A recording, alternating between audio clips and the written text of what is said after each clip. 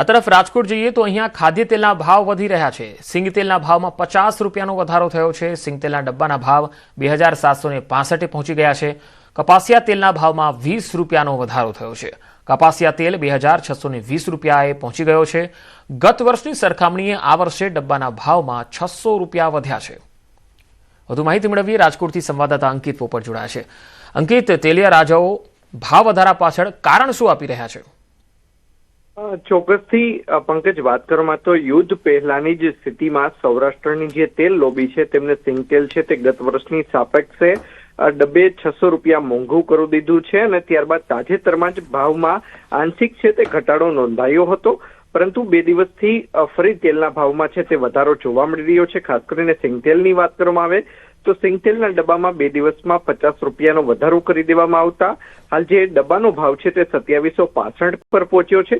તો બીજી તરફ વાત કરવામાં તો કપાસિયા તેલની અંદર પણ ડબ્બે ₹20નો વધારો કરતા હાલ ડબ્બો છે તે 2620 ઉપર પહોંચી ચૂક્યો છે।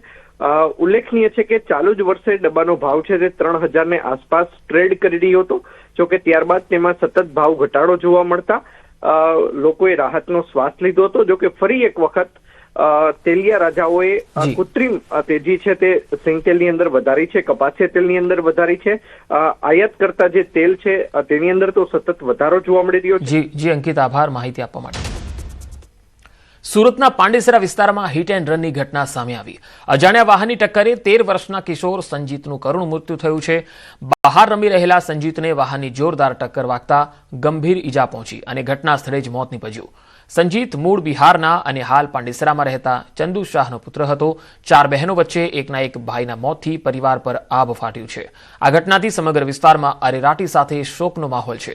પાંડેસરા પોલીસે આ મામલે ગુનો નોંધી આગળની કાર્યવાહી હાથ ધરી છે। નોર્વે દ્વારા પીએમ મોદીને સન્માનિત કરાયા છે। નોર્વેનું સર્વોચ્ચ સન્માન આપી સન્માનિત કરાયા। Grand cross of the royal Norwegian order of merit PM મોદીને એનાયત આપ્યું છે।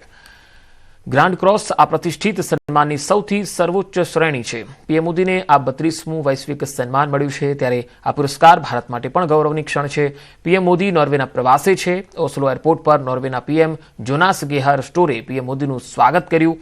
બંને નેતાઓ વચ્ચેની આ મુલાકાત ખૂબ જ મહત્વપૂર્ણ રહી।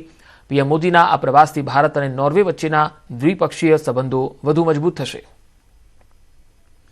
તો પીએમ મોદીને ગ્રાન્ડ ક્રોસ એવોર્ડ એનાયત કરવામાં આવ્યો છે, જે નોર્વેનો સૌથી સર્વોચ્ચ શ્રેણીનો એવોર્ડ કહેવાય છે, સન્માન કહેવાય છે।